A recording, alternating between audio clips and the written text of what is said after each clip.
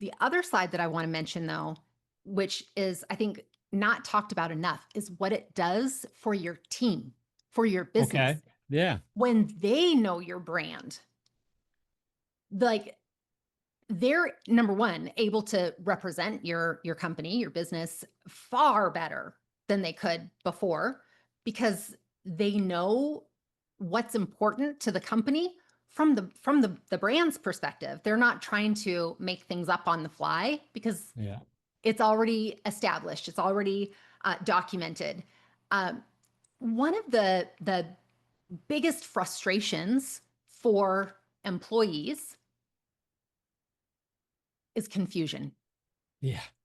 Whether it's confusion with their job, confusion with the company, confusion with, you know, other people that they're working with, confusion. That is that's a stress point that, like, it's hard to get over that. If you're an employee and you are surrounded with confusion in the business, even if you don't name it that, even if you don't know that that's what it is, you just like don't really know the things. Yep. That's just a big stressor. And Yeah. so from an internal perspective, internal meaning, inside the business, when your brand is solid and your team knows, all of the things, they statistically enjoy their jobs more. Yeah. And when Absolutely. they enjoy their jobs more, they do better, and they do Yeah. better. Customers like them better.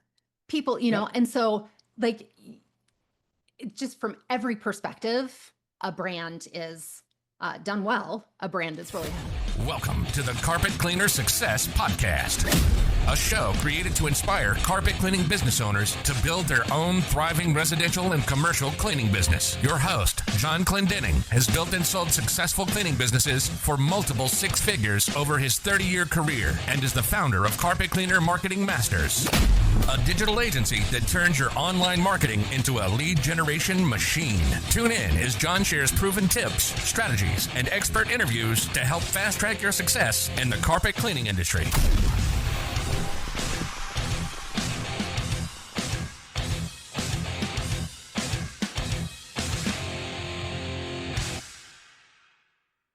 Hey, well, welcome everybody back to another exciting episode of the Carpet Cleaner Success Podcast. If you've been following along these podcasts, we have lots of great information, master classes, and then interviews with successful cleaners and interviews with very smart people that help us all grow our businesses better and ideas that we need to have in place. One of the things that is really happening that I hear from every single day now, I am on the phone literally daily, not just with clients, but potential clients, carpet cleaners in general, on forums, on chat groups, on panels, all that kind of stuff. And the word of the day is that, holy crap, the ground is moving underneath us right now. If you think you're running a decent enough business and you're willing to keep it the way it was, you're in serious danger. The economy, people are slower at spending and pickier than ever before. That middle class is kind of going, the price of eggs, the price of mortgage, all that kind of stuff. And it isn't planning to get better anytime soon, right? AI, tech, automation, robotics is changing the behavior of our consumers, the behavior of the marketplace, and the way businesses should run a business. If you're not changing, if you're not feeling this massive need to change, hopefully this is going to be a wake-up call for you. And we're finding that consumers are more overloaded because there's more people losing their jobs and jumping into careers like cleaning, home cleaning services, and things like that because they see it as an easier barrier of entry. So what I've done is I've brought my great friend Jen on. So Jen is the person I go to when I need advice on what the heck is branding, what are we going to do, what does this whole thing mean? Because I, like you, went brand, man, whatever. And what we know now, not just realizing, we know now is brand has always been important. It has been. The best brand with the best reputation in a marketplace wins. But in today's day and age, without it, you lose, like you're losing. So I'd like to introduce you, Jen. Say hi to the audience and Hello, let everyone. Thanks for let them having know a me, little bit John. about you.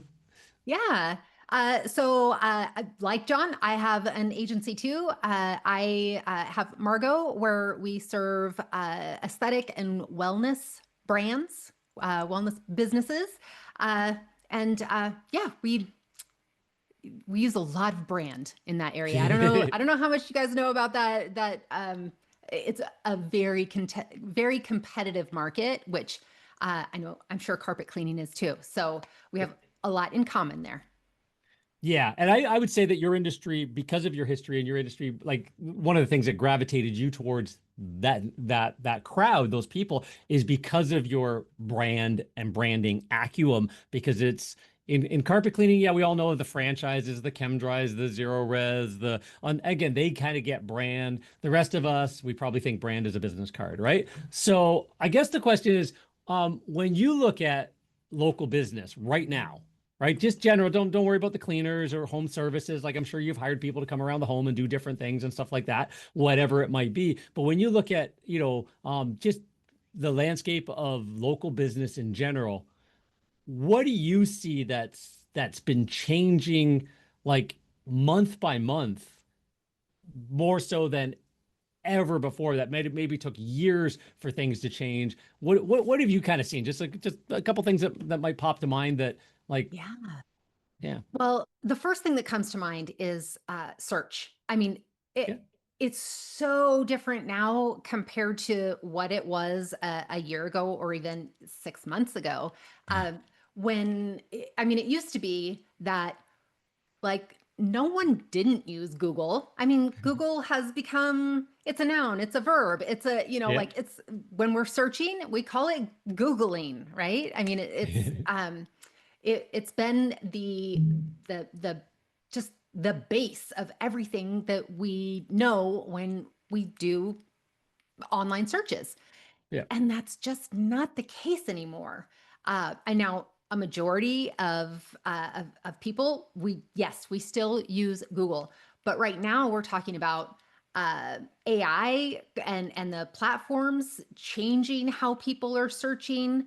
We're talking about new generations coming into their era, their time of being, adults. It's like, first we had the millennials, and now we're getting to, Gen Z, and, and they search for local businesses in ways that, as a Gen Xer, like Yeah. it's very different now, and it's changing daily, it seems like. So that's the Yeah. one And thing that I comes guess the up. way to put it is AI isn't just coming, it's here. Oh, It's it's already here. here. Oh yeah. It's rewriting how people choose, as we just said. Um, on the other side of that, AI is also, as I like to say, has become the great equalizer, right? Yeah. So I just talked to one of our clients who is starting up an entirely, like the son of the owner, actually. He's starting up an entirely different business, nothing in the home service or cleaning industry. And he said, "Hey, John, you got to check out my new website." Like we're just having a meeting about him and his dad and the business and the trucks and crews they have on the road and stuff like that. And he kind of just helps out dad and stuff like that because he gets this stuff, but he does something entirely differently. And he showed me his new website. And I'm going, "That's beautiful. Well done." He goes, "Yeah, I just spun it up in AI." He goes, "Now Yeah. he's good at AI. Like he understands it. He is a marketer first. He's like he follows people like Alex Hormozy and Gary Vaynerchuk, and we have those kinds of conversations, he and I, on a regular basis.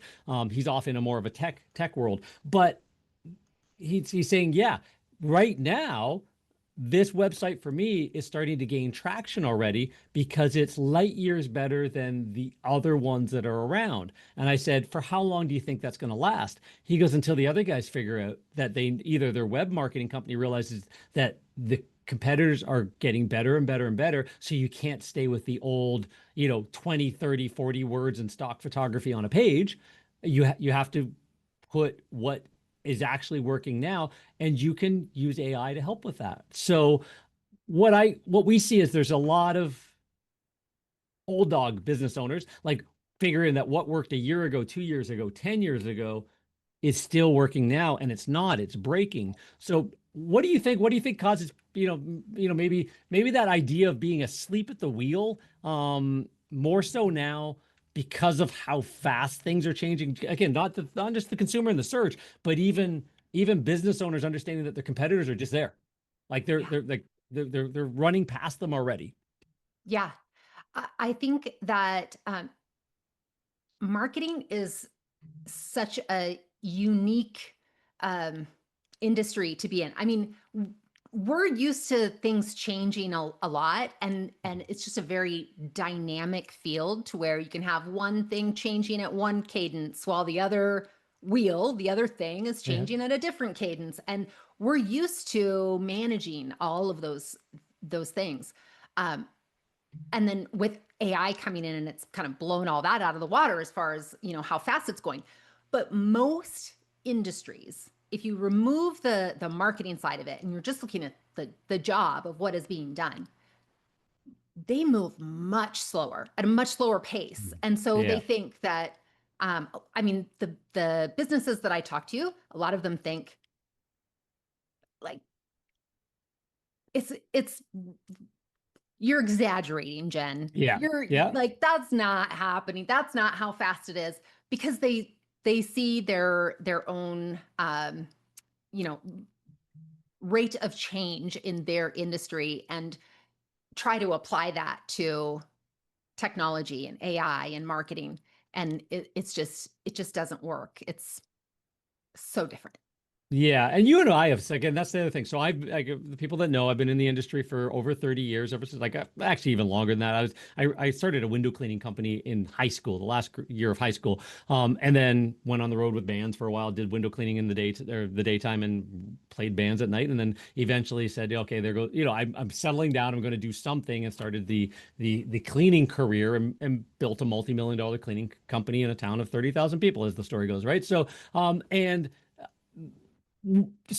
I have seen hundreds and hundreds talked to thousands of cleaners, seen hundreds and hundreds of cleaners lose years and tens, if not hundreds of thousands of dollars trying out bad marketing in the first place. That's something I've kind of always helped with.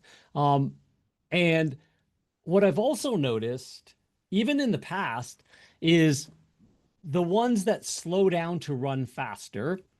Slow down means do the right things, not try and leapfrog over the foundation, get the core right, and then build upon that core, have always been the ones that scaled. It's actually, the stats are, well, the Small Business Administration says 80% of all small businesses fail in the first 5 years. Another by 10 years, 95% of them are out of business.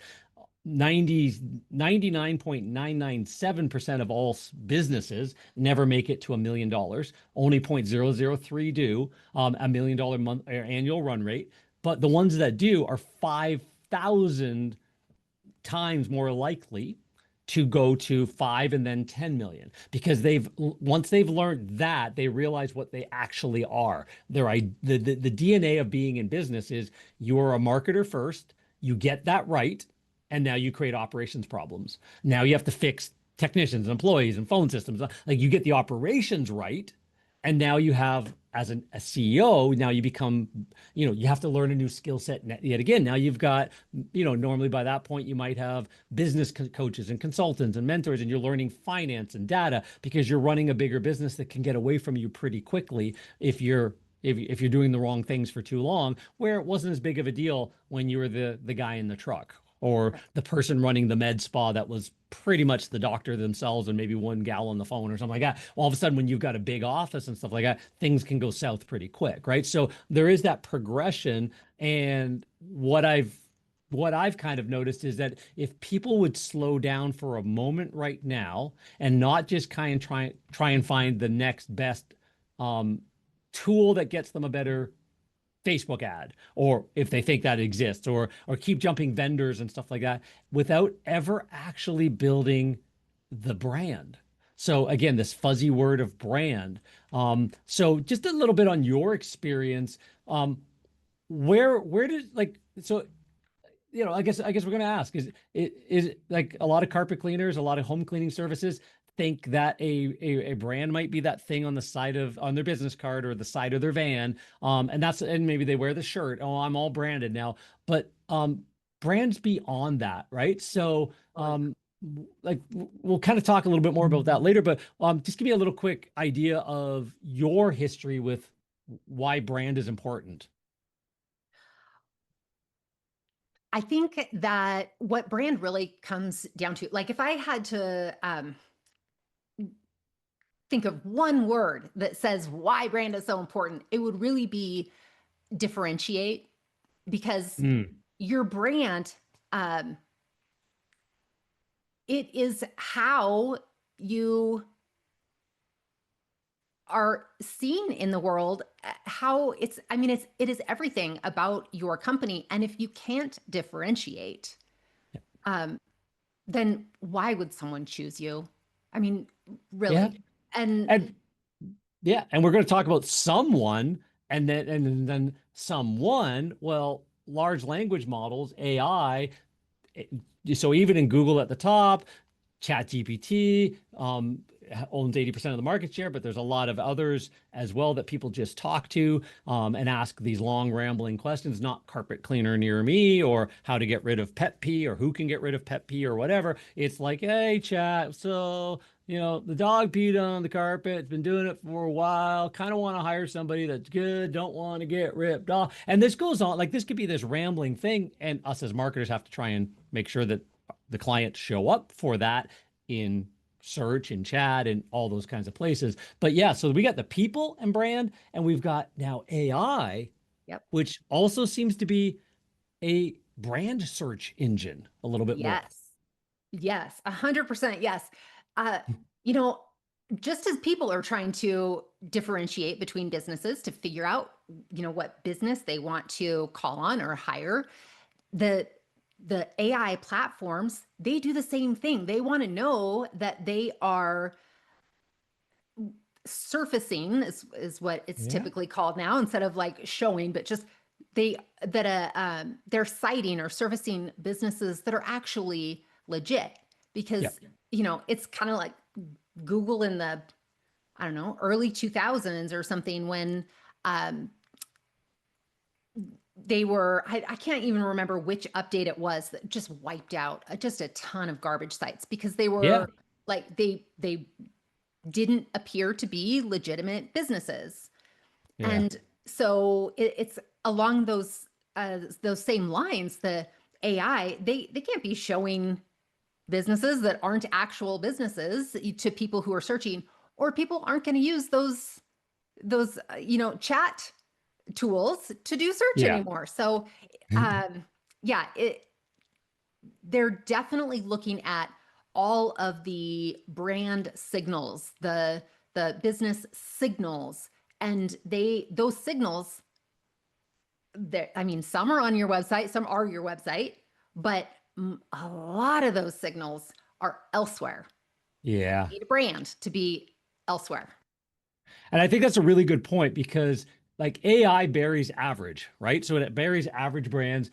New competitors can spin up quickly overnight because they can use, maybe they lean, like, again, like my client's son who, whoa, look at this. Like, so, you got somebody who's techie, who's 24, 25 years old, decides to come jump into the business. He or she spent the last 10 years streaming on Twitch, they're video gaming. So now they can be social. They understand brand. They can go into Chat GPT. They can build, they can kind of Alex Hermosi the crap out of their business. And next thing you know, boom, they've jumped visibly into the marketplace faster than has ever happened before.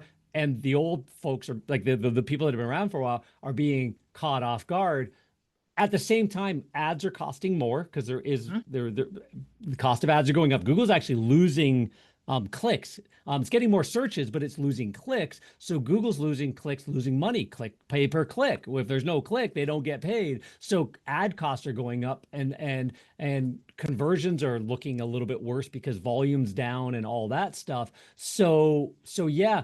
And at the same time, homeowners are cutting non-urgent, like the middle class are just cutting non-urgent tasks in their home. So now all of a sudden you got like even sort of a tighter and tighter and tighter fight. This noose is getting tighter and tighter and tighter as well. And so you could say, you've got your reviews, you've got your referrals, you've got your trucks on the road. It feels stable. Everything kind of feels the same. Maybe you're off a little bit from last year. Maybe you're up a little bit, maybe whatever, but it all kind of feels stable. But the problem is the old playbook is quietly already eroding right behind you. So can you imagine, like, your trucks are on the road, the phones are silent because AI is saying who is the best, looking all over the place. Think of AI as a eager assistant you just hired from, like you got an intern from college. They're gonna work for you for a couple months. And like, it's like, hey, I need new tires for our vans. I don't like our old tire shop, or they closed up or whatever. And you walk away. And your new eager assistant goes, okay, boss, I'll go find some for you. They call around, they check out, they text their friends. Anybody know of a good tire shop? Like, they check social media, because where else would they look? That's where they live, right? I'm like, let me see if I got anything on my Instagram. Is TikTok talking about? Like, they do all of this kind of stuff. They check Reddit now. Well, guess what AI does? AI doesn't go to Google and do a keyword search. When you look at the results, it's not page one stuff. It is the ones that have happy customer stories and interactions, because the AI is going, hey, who out there seems to be credible? Oh my God, I keep seeing this, I keep hearing this, and it's authentic. It's not lean content. So there's and stuff like that as well. So the AI is just trying to act like somebody who goes, I don't know much better. Let me go check everywhere, search everywhere optimization, and it's got to be done well. You can't have stock photography on your website and and babies and lying on carpets and family and dogs sitting on couches and like all the same. We offer 100% satisfaction guarantee because your competitors offer 90%. Like, what do you say? Like, what are you saying there, right? So you have to have a compelling reason why you're different.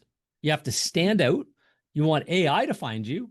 But even when AI gives 2 or 3 recommendations, as an example, you want the people to go, oh no, I've heard of ABC carpet cleaning, call them. That's the one I want, because they've also seen you offline. Your brand is not just on the internet. Your brand is in the mind share of your audience who is interested in your ideal audience. So if that's golf course road people, 55 plus, living in high-end condos with their baby grand piano overlooking the river, and right? Like, if that's the ideal client who's still got money paying for these services, in-home services, and having their people come and do their things, then they don't just need to find you on Google, and they're not just looking there, but they're chatting with friends. So there's the outside of the outside of the whole AI world. Your brand had better be strong, and you can use AI to help build better scripts. You can use AI to help build better conversions. There's a lot of things that somebody can use it. If it's not you, it's a competitor that's getting better and better and better and sharpening their saw, because it just gives you that little bit of tactical advantage. But you also need to know that AI is also trying to give the consumer a tactical advantage. So those two things are kind of slamming together right now all at once. They really are. And, if you think that the marketplace is competitive now, I think just wait a year. It's going to be really competitive. The pace of change is insane. It really is. And, there are, if you're, in the US, there are a lot of layoffs happening. Yeah. And it's getting harder and harder for people to get new jobs when they're laid off. Yeah. And what are you going to do if you have to pay bills, but you haven't been able to get a job? You might start a business. Mm-hmm. And so we saw that in 2008, 9, the yes. recession. Everybody got laid off, and all of a sudden every marketplace got flooded with more people doing those things. Absolutely. And so, the running our businesses like status quo, that will not save you, in the very near future. Yeah. So let's define a brand then. We know it's not just a logo. It's not just a business card. A brand is a lot more than that. Like, your brand, I firmly believe that every business actually even just a starting out carpet cleaner. I've had this conversation with a fellow that Zach, if you see this, Zach, hey, how's it going, buddy? Just starting out a brand new carpet cleaning business. He'd run one before, but he moved to Florida and he's just starting out. And he's like, I'm kind of helping mentor him a little bit and stuff like that. And because I'm excited, he knows what he wants to do and he wants to build it right this time from the ground up, right? So we're discussing things like, okay, well, who is your ideal target avatar? It's not everybody. Who you're actually targeting, because when you speak to them, you're going to be speaking differently. Where you're going to find them, you're going to find them differently. The people on Golf Course Road don't look at Thumbtack. They don't look at Groupon back. They're not doing that. They don't care about the 3 rooms in a hall for $99 Facebook ad, right?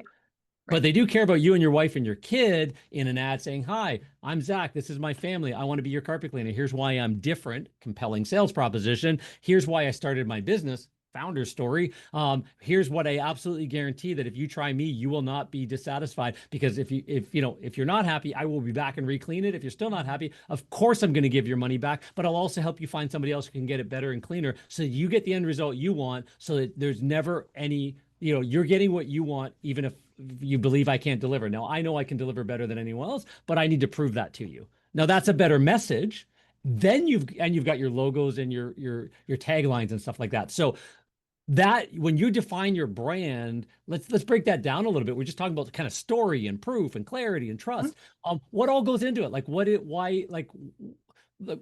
what we just talked about, your impression of your knowledge of what brand actually is and does. Yeah. So, I mean, a brand, of course, there are lots of, not lots, there are more of the technical, like technically the definition is da, da, da, da. But, to me, I think of a brand it's almost like, this is going to sound lofty, and I don't like to use lofty language when it comes to brand, but it's like the soul of your business. And you can't describe a soul with a logo, like a little design like that. That's just not how it works. Now, does that logo or a graphic like that, does it help inform what people think of that soul? Sure. But it's not the soul. The logo is not the soul. So brand is all the things put together, like like you mentioned, your positioning, your messaging, your target audience. It's who you are, meaning who your business as a business, what you're saying, how you're saying it, where you're saying consistently it. too, because how many people, Yes. like, not just consistent fonts, like don't mix sans and sans serif. Oh my God, seriously, people, stop doing that. And don't use Comic Sans anymore at all. But that's just a terrible font. But it's not just like, again, even that make sure that your message is consistent everywhere they see it, because your technicians learn wording, they learn scripts. On the phone, what's said on the phone is said in the house. It matches, like, here's why we do this, ma'am. Here's what we're all about, ma'am. Here's what, like, it's like all of it ties together with when they look out this window and see the truck, and when they hear the name in public, or the van drives by and they go, oh, those are my guys, right? Like, all of it ties into a mental, like, again, you said the soul, it becomes a feeling. It really like does. You're building a feeling to the right audience. Absolutely. That attracts the right and repels the wrong. Yes. And part of it with a brand, I believe it's that intangible, like, I kind of describe it this way sometimes. Let's say you're walking down a city sidewalk. I'm just outside of Seattle. So there are some pretty sketchy areas in Seattle. But let's say you're walking down the sidewalk and you see a person coming your way who maybe it looks like they're dangerous for whatever reason. I don't know if I'm supposed to say this kind of stuff, but you might not feel very safe, walking towards that person. You might not know why. You might just feel like, there's this and there's that. And it just doesn't feel safe. So you cross the street, see someone else there, and like almost everything is the same. Like they look the same, they maybe dress the same, but the person is just different somehow. Like you don't get that bad vibe from them. Yeah. That's No, I love that analogy. Like we've got a friend, a mutual friend. He's on our AI marketing podcast, Brad. And the first time I met Brad 6 years ago, he's a big, scary biker looking dude, right? But I walked up and he like I literally had to, like, there was the only seat left in the at the mastermind, and I'd never met him before. First time I was there. He kind of looked over, big, scary looking guy, smiled. I went, "This is going to be cool." Like I normally, I'm not a big guy. I kind of, meh, you know what I mean? Like whatever. And he's got tattoos and all that kind of stuff. Big teddy bear, nicest guy you ever met. But yeah, exactly. Like it's like there was a feeling that came off of him that wasn't the same as somebody who looks like that, but also looks, if you looked closely, you probably would expect to see like brass knuckles and blood dripping off of them as well. Kind of idea they just got in a fight because they just have a mean personality, right? So, and that kind of thing. So that's, like that sentiment is it either attracts or repels. Yes. Yeah. Yes. And it sounds, or it might sound weird, but even like little things like the fonts, like that you were just mentioning, like serif font with a sans serif font, stuff like that. I mean, is it dangerous? Like in the same way? No, but little things like that, they still give the person that uneasy feeling that there's just not something there, or there's something that's not quite right about this brand. And so that's why all those little details, that's why we nerd out on like, fonts and stuff, and like, you can't do that on a graphic. That's why it's so important, because there's a lot of opportunity for people to get that uneasy feeling, however it comes up. Yeah. And there's a lot of opportunity that for the ones that get it right. Yes. And nowadays it's required offline, because you might not be showing up online or found, or the world of online is changing, and you're not seeing in search as much anymore because things are changing and the world's still unstable as the sand is shifting and we don't know where it's going to land. Well, you better be the one that more people refer. You better be the one that the real estate agents, interior designers refer, because they have a good feeling about you. You've met them. They go back and look at your stuff and go, these are the kind of guys I want. They were nice when I talked to them. They have this great positioning. They're the type of people I want in my client's home. So I don't care if they're more expensive. I want somebody who's going to do the job right if I'm going to refer them. That comes through in a brand. Like a brand done well is not just the messaging, it's the lingo, it's everything, that look and the feel, and just that intangible at the end. When you get it right, the whole thing just makes you sigh and go, these are my people, right? Yes. For the right person. Yep. For the right target audience. So. Yeah. So I like to say, like, your brand is the clarity of who you serve, why you're different, and how you consistently show up. So both humans and now AI can identify you as the best option, bring you forward. So, you want to be that default choice when your ideal customer searches, wherever they search, right? So if that's the case, like I think we've kind of really, hopefully people by this point, again, talking to a branding expert, hopefully you get that this isn't just this lofty woo-woo, maybe someday, because someday, 6 months from now, you could be 20 years in business and 6 months from now out of business, because things are shifting that much. This is the biggest shift in human history. It's the fastest level of change. Like, change is fast. This is ridiculous. And it is the biggest shift because it's taking over everything. We've invented something that can invent everything else from this point forward as well. So it's inventing the way we interact, the way we do things as well, how work works, right? So let's kind of talk a little bit about, so if we know we need it, what is a real brand strategy? Like, if you need a brand strategy to then anchor everything else on, so that AI can find you, so that customers can find you, and when when somebody mentions your name, you go, like on Facebook, and you go, hey guys, I'm looking for somebody to clean my house, I'm looking for whatever, and and somebody people mention this and this and they, oh, I know those guys or whatever.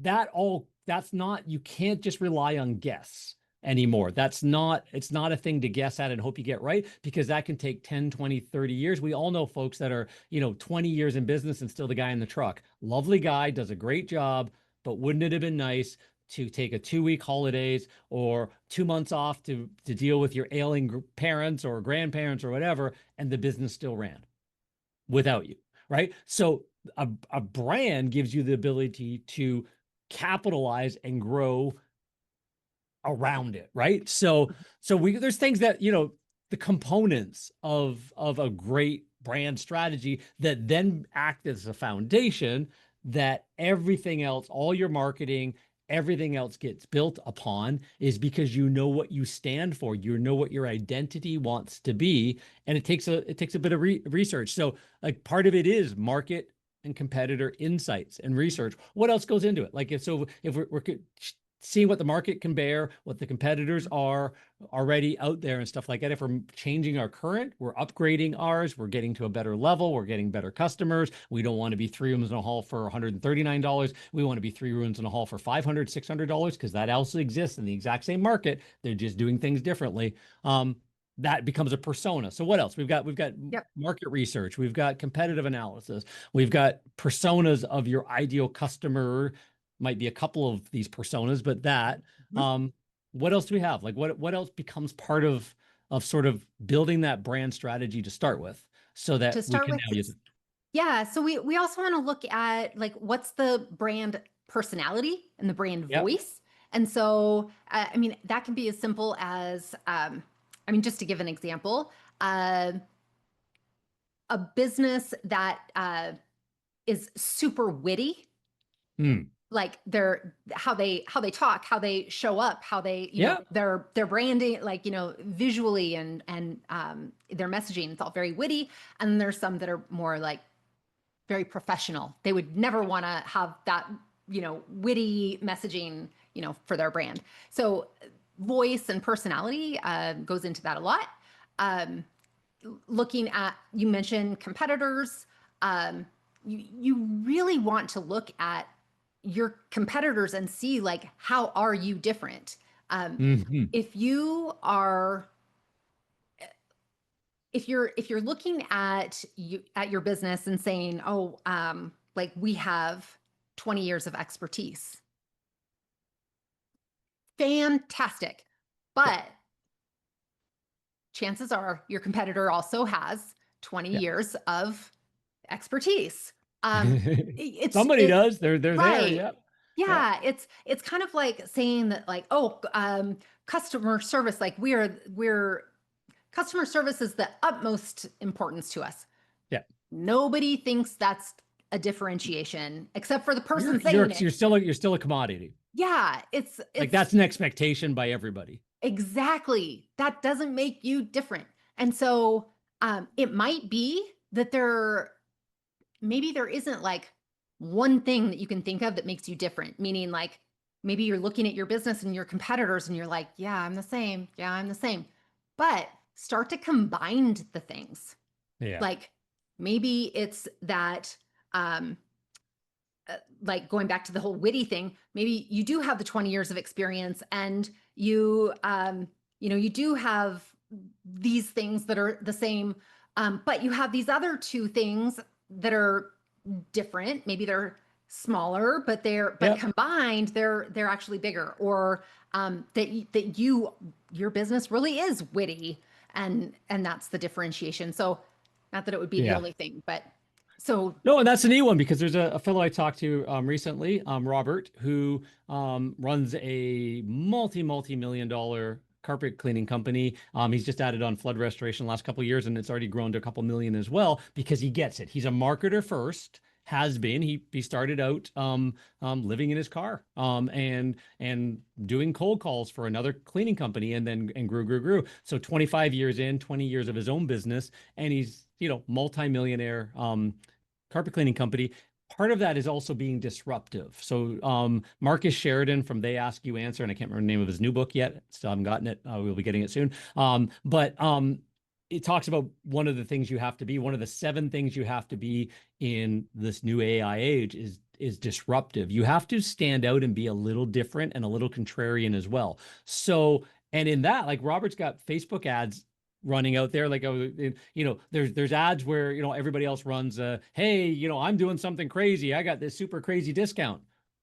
Robert's about, no, I don't got a discount for you, but he's dressed up like Hank Williams singing a song that he wrote with AI. And in the ad, so it stops the scroll. It's this Hank Williams standing beside a carpet cleaning van, and it's a little jingle about their company that sounds like he's singing it. And it was all done with, he's techie enough that it was done with a little bit of AI and still fits within the minute. Well, what it was funny enough and unique enough to catch the attention. He's got other pictures of him lying almost in a Playboy pose, still with his clothes on, mind you, on top of his Vans, right? And stuff like that. So Robert's kind of like, he'll push the envelope. He's like, he'll get in with influencers and stuff like that, local influencers, and be on video with them, and because that is his persona. But he's got 11 trucks on the road. He's got, like, he ain't the guy in the house. He isn't even the guy going out doing quotes or anything like that, but he is the driving force behind the brand, and they are the #1 brand in their town and their city, their area, and nobody can compete. He just stands out everywhere. Everybody wants to be with him. He is not worried at all about AI, but he's also leaning into it very heavily in the right way. He's not trying to get it to answer all his calls and book all his jobs, because no, there is still a human element that human needs to be involved, but it's there as a complement and as an add-on and that kind of thing as well. So a clear positioning is like, you're really clear on who you are. Your messaging is on point, right? And I want to just mention really quick that what's fantastic about what you just mentioned about Robert is that that is not going to work for a lot of people.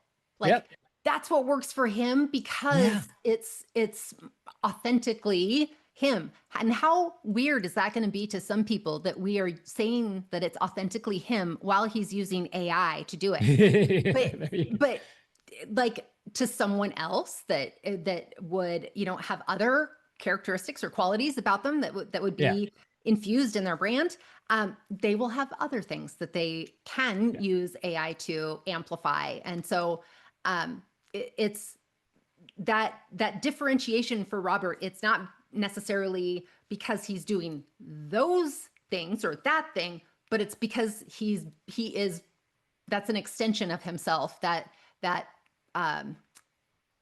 it's right for him, for his business. Yeah. And when you get yours right, another client I was talking to, like the whole reason why they got into carpet cleaning is their daughter had allergies, and they realized they down the rabbit hole down there, and then got somebody in to clean everything, clean the house, clean the upholstery, clean all that, just de-dust the house. And all of a sudden, child's allergies started to clear up, less meds, less issues, all that kind of stuff.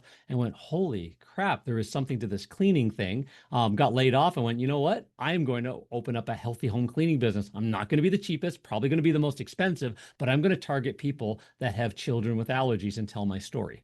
He didn't even realize how unique that was, that became his brand identity. But once you flip that script, and you get this right, everything starts to change, because instead of chasing leads, there should be nobody should be buying more leads. Buying more leads means that you're not running a great company. You should at first hustle to find the right people that want what you're offering that's uniquely yours.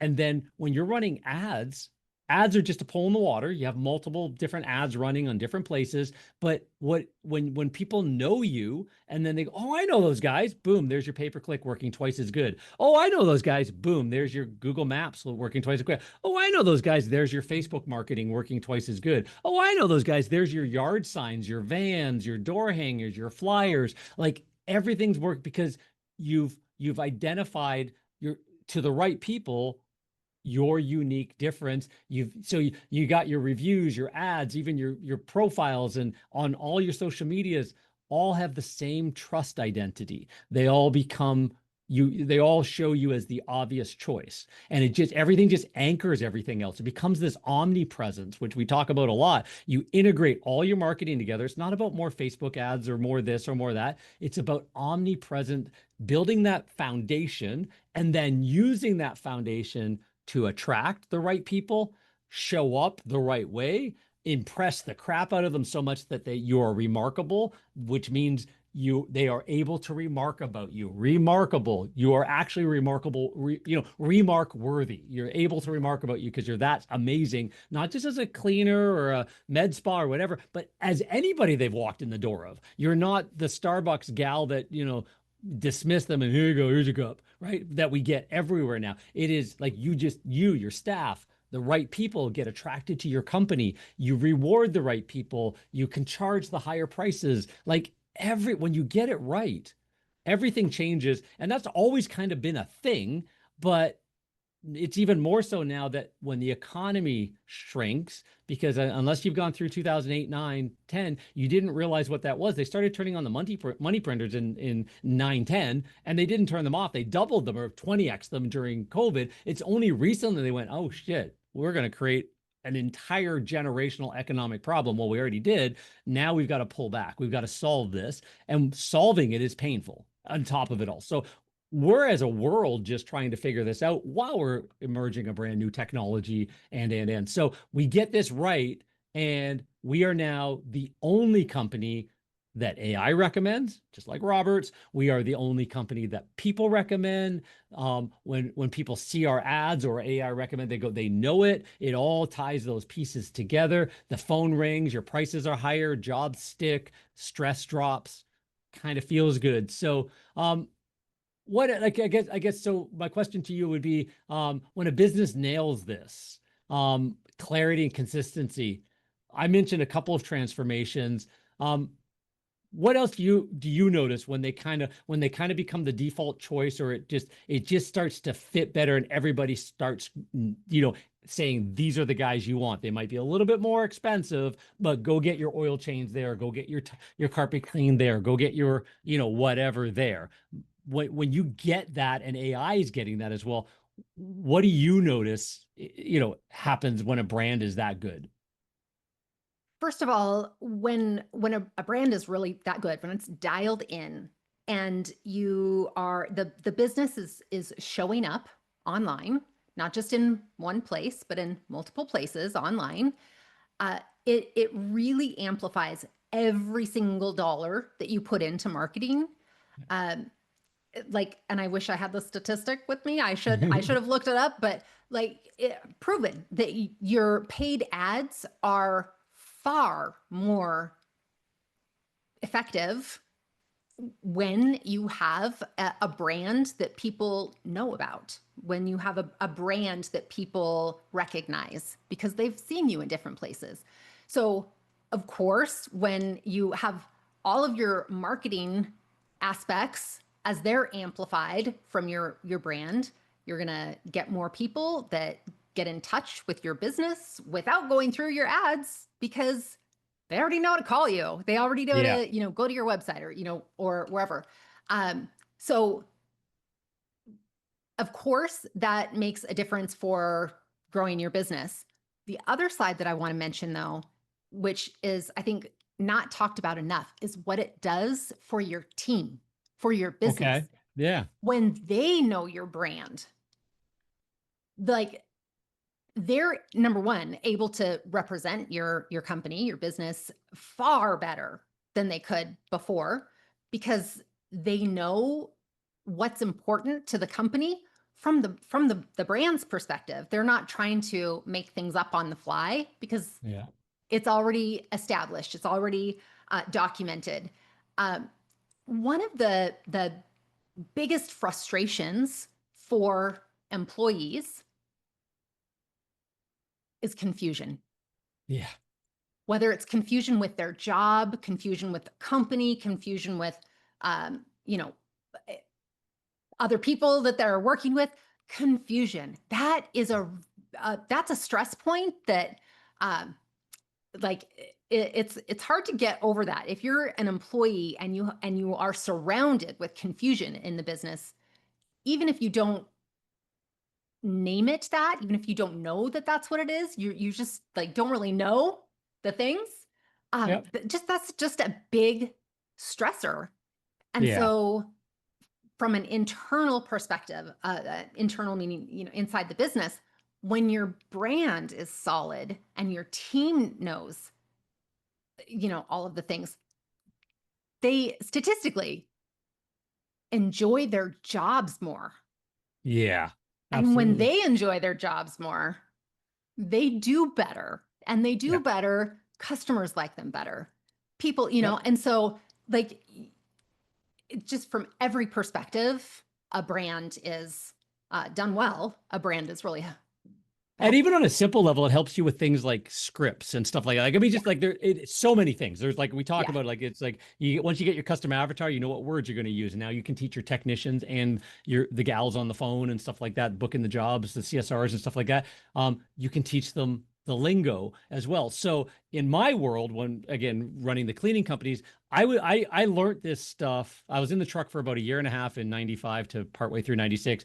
Grew in again town of 30,000 people, shy kid, was doing 10,000 a month, because I learned some stuff and then learned some more and then bought out competitors. That's another, whatever, and changed. They had bad branding. Brad didn't know what it was then, but I was able to start adding it into what I was doing that was different. We were considered I get it. I get phone calls instead of how much does it cost to clean 3 rooms and a hallway? And it's like, hey, I understand you guys are probably more expensive than the rest. How much extra would I have to pay to get you? Those would be our average phone calls, because I was getting marketing right without realizing I was also getting brand, like a unique personal brand right. But what it also meant was when I was teaching, whether it was Cheryl, my first receptionist on the phone, that was part-time at college, part-time working for me way back in the day. And then Sheila, and I've had Heather was the longest and stuff like that. We had scripts. I wrote out scripts. I learned neuro-linguistic programming. I wrote out scripts and ways to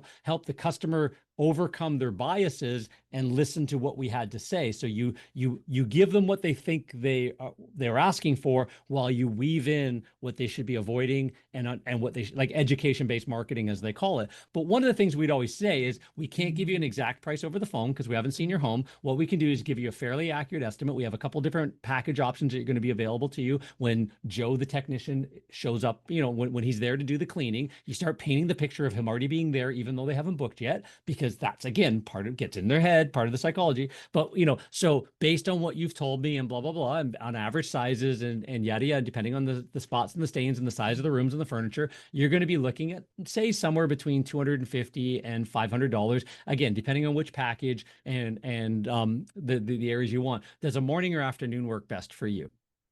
And you just keep rolling through. And so then what happens is the technician gets out to the job, and the very odd time, I was given a quote, $250 firm. And Joe can go, well, no, actually, ma'am, that's really weird. Heather would normally not say that. What she would have probably told you is that all we can do over the phone is give you a fairly accurate estimate based on average sizes, because it's sight unseen. And on the day of cleaning, I'm going to come out, I'm going to do a full thorough and literally by the time they get to that point, every single time, I would train the technician. You could watch the homeowner's face drop and go, oh my God, I did hear all of that.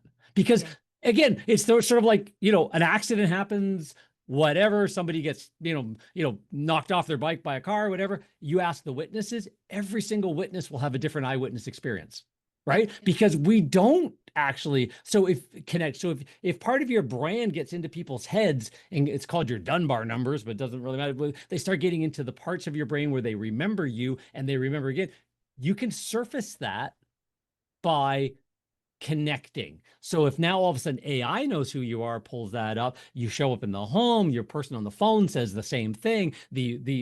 Once they book the job, you anchor that job by marketing to them between the moment they book and the moment you show up. If you're not doing that, geez, marketing, we train the Blueprint for Success how to market properly, but you want to be marketing at every stage of your business, before, during, after, all the way through, relentlessly until you sell the business.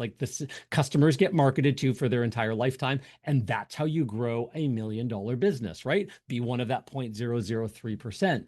But, again, what happens, unfortunately, is a lot of businesses hear stuff like this, and they go, that makes sense. And maybe they write a little thing down, and 6 months to 12 months later, I'll figure that out next. I'm more worried about this right now. I'm more worried about this. Let me figure that out down the road. And I'm unfortunately, Like, I don't think that's ever been a good idea, because I talked to businesses that are 10 and 15 years in business, and they're just running year one the 10th time, the 15th time. They've never actually grown and learned anything. But every month you wait right now, competitors are training the algorithms on them, right? Yep. People are getting this right. You're basically, the get around to it crowd is going out of business. Like, they literally are, unfortunately, faster than ever before.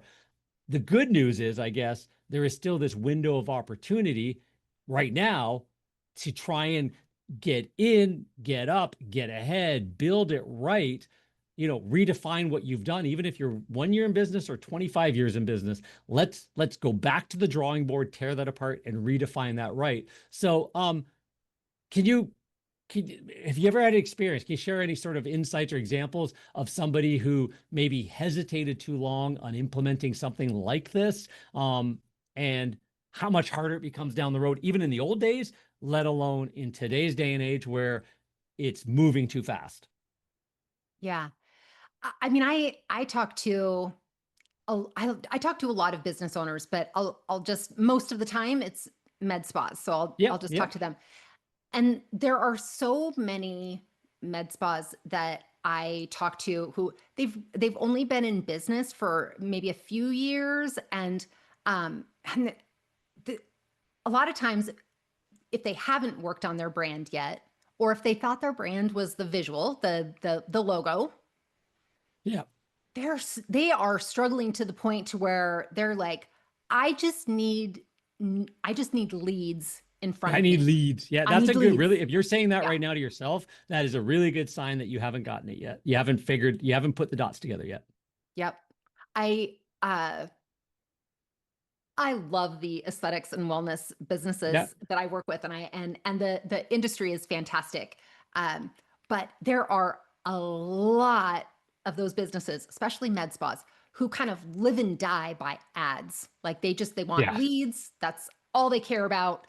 And that my company, that's not our audience. That's not who Mm. we want to work with. I mean, if they want to work in a better way with building a brand, then we would. But because we see that that's exactly what those businesses run into. They have to just like run ads, run ads, run ads, because they don't have the foundation that it takes to not do that. And so Yeah. it's very expensive, like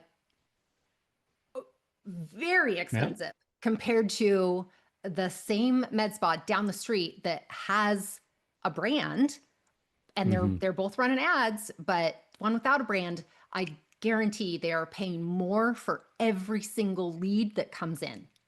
Yeah. Like, so, and think about that.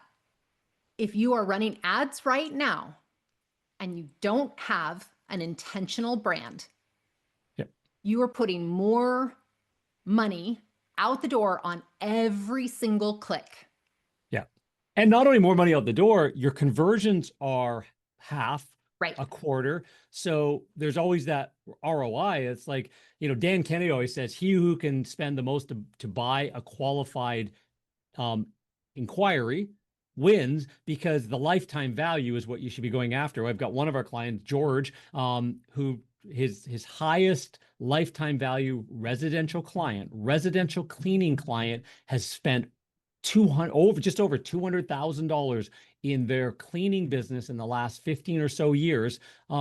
Just as the last cleaning, he did a $3,200 duct cleaning job, 2 furnaces, big ass house. Like, we're talking 10,000 square feet, maybe 15,000 square foot, 20,000 square foot house, big ass house, mind you. But this person has spent, because they get their tile, they get their area rugs, they get their carpets, they get their ducts, because he was attracted to the right company and the right message, and that kind of thing. So yeah, so the lifetime value is the most important. So even if the ads cost more, because for all the reasons they cost more, when they also don't convert as well. So you're trying to get that conversion, that return on investment. Your average job might only be $200 or $300, when the brand that has the best reputation in the marketplace can charge $500, $600, $700, add some bells and whistles that add to that, make that value even feel more special to the customer.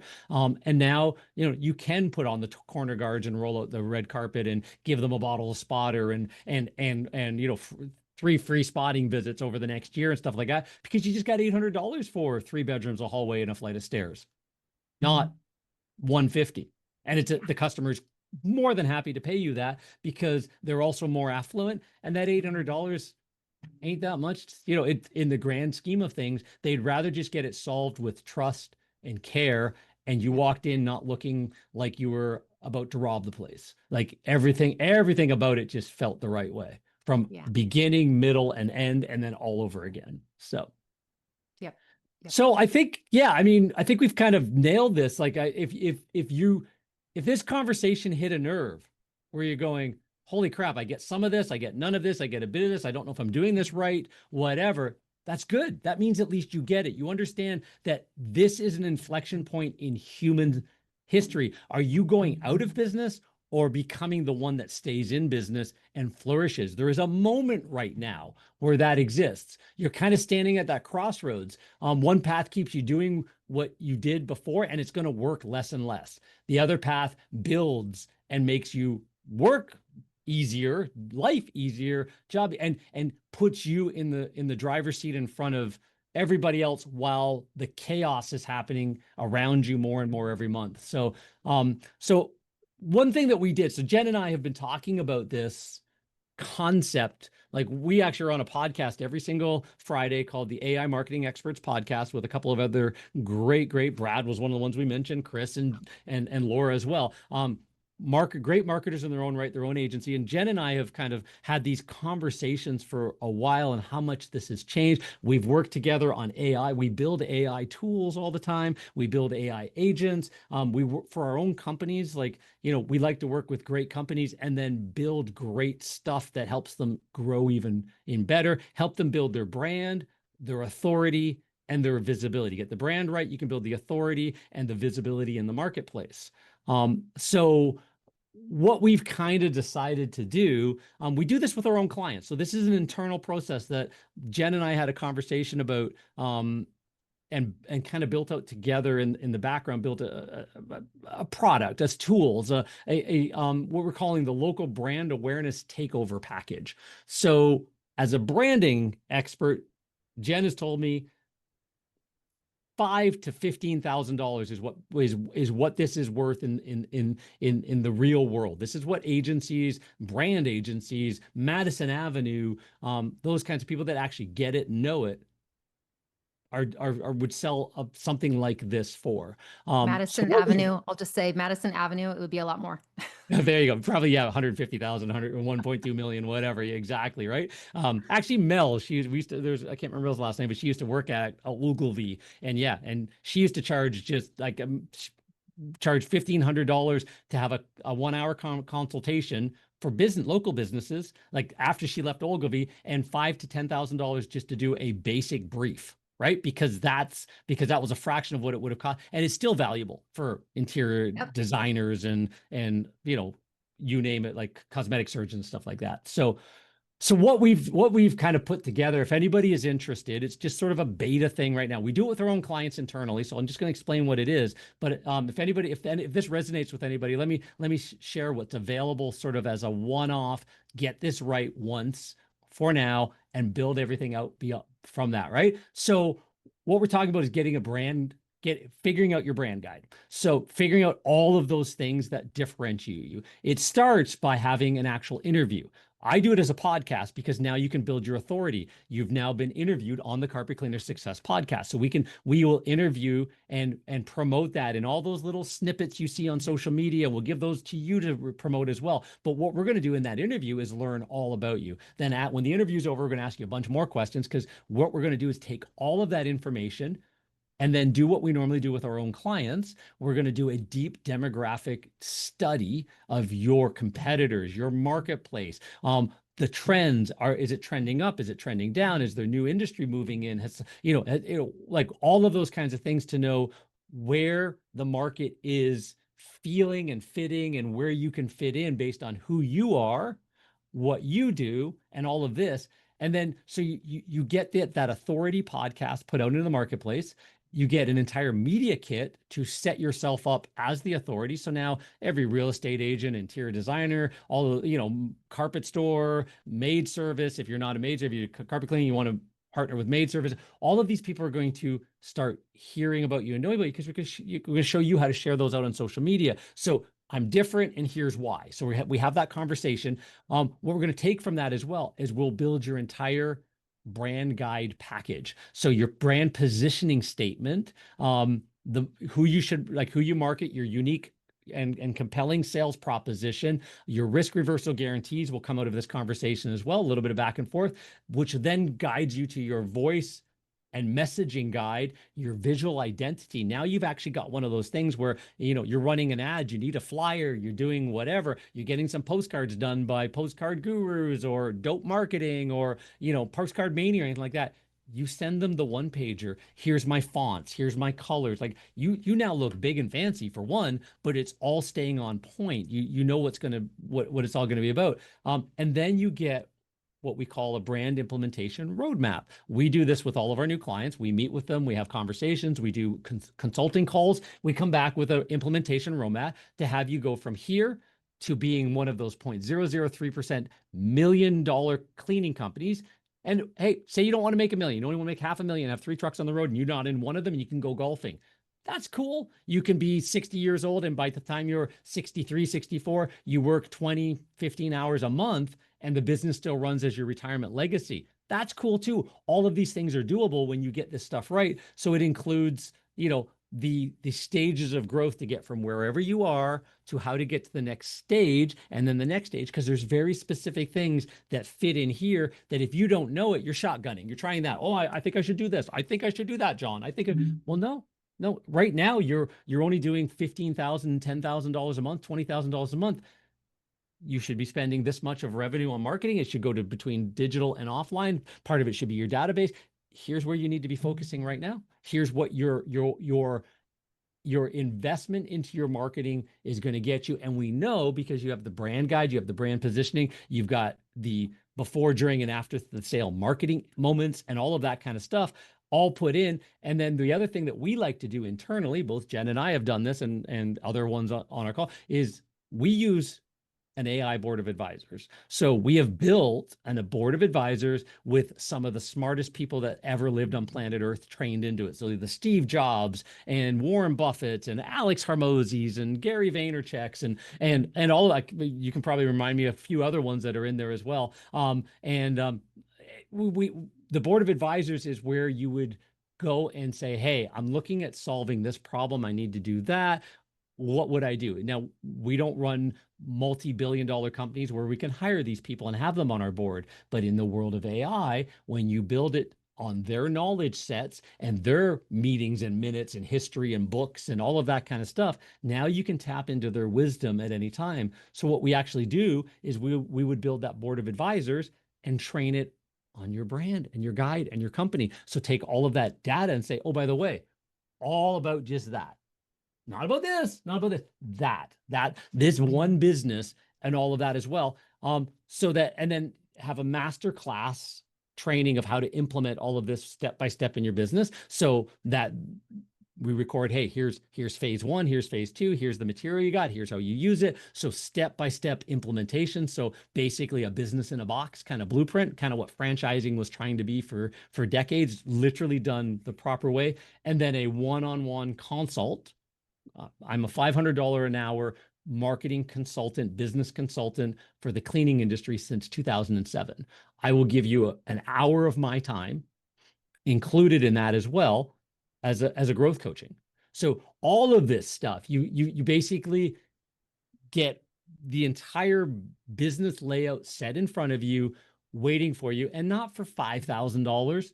That would be great. Not for $2,000. But for the price Jen and I were thinking was $497, under $500, under the price I even charged just for an hour of my time. And you get $5,000, $10,000, $15,000, whatever value you think that's worth, all of that stuff. But it is worth at least that. But it's worth millions to your business if you get it right, because the alternative is you literally fall off the map and go to zero. And that could be 6 months from now, that could be a year from now, but you're already feeling it. If you've made it this far in the podcast and you're understanding it, I know you're already feeling it. The ground is shifting. Everything's changing. The phones aren't ringing quite as much from here. You might be getting a few more from here, but everything is moving. And do you really know what that means and where that is? This gives you that opportunity to get that. So, Jen, because we put this together and you and I, like, I bugged the crap out of you to kind of help me with this and stuff like that. Anyone who's actually listening and sort of ready to take control of that, what are your thoughts to that from the clients you work with? Like, what do you think that, like, again, the people that listen to this are people that own cleaning businesses, carpet cleaning, maid service, pressure washing, like home cleaning services. So why do you think that this would be something that might be something they should consider a little bit more than not? I mean, I go back to some of the things we've already talked about, like things are changing, things are getting even more competitive every day. It's definitely not going to get any easier. No, I'll put it that we way. got that nailed. Yeah. And so, like, if you are new and haven't really put time or energy into your brand yet, this is the time to do it. And if you've had a business for a long time and you haven't put that dedicated effort into your brand, this really is your opportunity, because what it will do for your business is like night and day compared to, a business without a brand and with a brand. And if there are other businesses that are doing it, and so as they're doing it, if you're not, you will get left behind, unfortunately. Yeah, it is. It's that omnipresence moment where we all know that plumbing company that just seemed to grow and grow and grow, and now they're on all the billboards. They sponsor the hockey team. They're on the bleachers. They're on the back of the bus and all that kind of stuff. And then there's a lot of other plumbing companies, but we all know Tiger Plumbing or whatever they're called. And it was because they understood marketing, they invested in omnipresence, and they also built a great brand.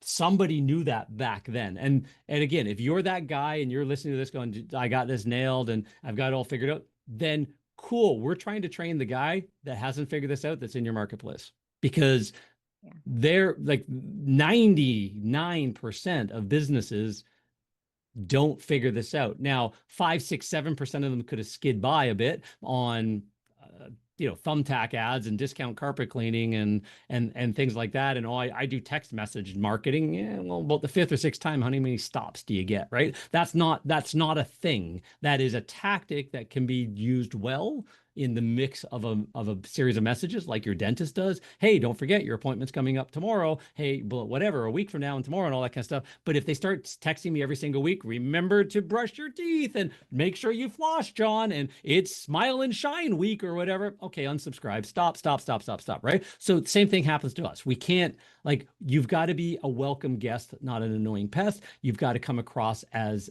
a friend and a thought leader and an authority. And all of that comes from first defining who you are in the marketplace, and then putting all of the assets in place that support that, and then layering in one at a time the right marketing, the right poles in the water that pull some people are over here. Some people only go over there. Some people only end up on get all of their client or their service providers from next door. Some people only do it from Yelp. Some people only do it from asking people on Facebook. Some people only do it by following their favorite local influencer on Instagram, who also shows them how to, is the Beachbody coach or the, pampered chef person that cooks every night on their Instagram. And by the way, I just had a carpet cleaner in, and here's what he did, and here he is, wave everybody. Well, that's a paid sponsorship, just so you know. All of that works well when you have the right defined brand in your company. You have the brand guide, and then you build everything on it, and it works in the world of AI, because AI needs all of that now, because AI is trying to be a real person, not a keyword search. Right. Yep. Cool. And one more thing about why now is the right time and this is the right offer.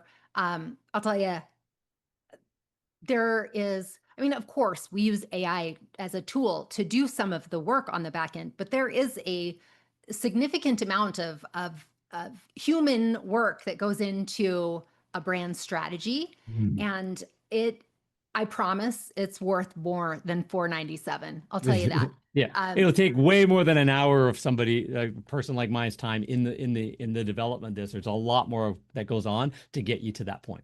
Yep. Yeah. Exactly. Yeah. And I know being in these kind of, you know, economic times that we're in Yep. right now, John, you were really adamant that you wanted to keep it as Yeah. affordable as you possibly could. Yeah.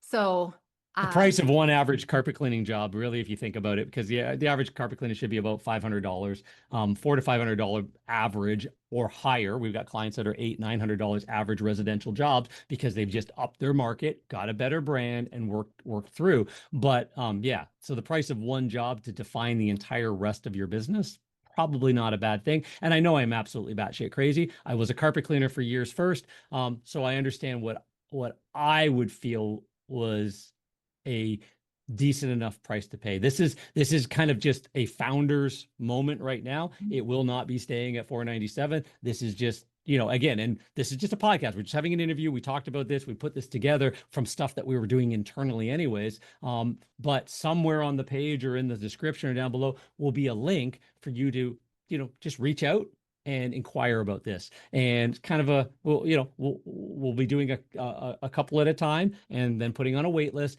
and all that. We do it internally all the time for our clients, but for our paying clients. So we're going to do this, including that 1 hour consult of how it all fits together and how you can grow $1 million business. There is a proven $1 million growth plan. I've trained on it. I learned it. I adapted it, and I've trained on it since 2007. And got lots of friends that have made the $1 million, lots of friends and clients. There's lots of friends that have gone well beyond. There's other ones that say, you know what, I'm quite comfortable at $600,000, $700,000, $800,000 and taking home $200,000 a year myself. Thank you very much, John. I will sit here. I never like the complacency and comfort level, but everybody does their own thing. But yeah, so this $4.97 is here for now. Whenever you're seeing this, it may be gone. If this is months and months and months from now, it'll be a different price or something like that. But it's still something that you absolutely need in some way, shape, or form. So if not now, when? If not this, what? Ask yourself those questions, and just see. But take all the information from this call and just realize this isn't something that you slowly put in place over the next 6, 12, 18 months. Everything is moving much faster than that. So run as fast as you can in the right direction, and do not run off the wrong direction and have to try and veer back, because there won't be time. It's a weird world we're in. Yeah. All right. Well, that said, I thank you so much, Jen, for joining the call. I hope everybody's got a lot of value. In the comments, let me know what you thought of this type of training and podcast as well. And Jen, and we'll have Jen back when, in the comments, let us know anything else we need to know about her expertise and the stuff that she can bring to our audience as well. Definitely love having people on the call like that. And with that said, say bye to everybody, Jen. Bye, everyone. Thank you for having me. Take care.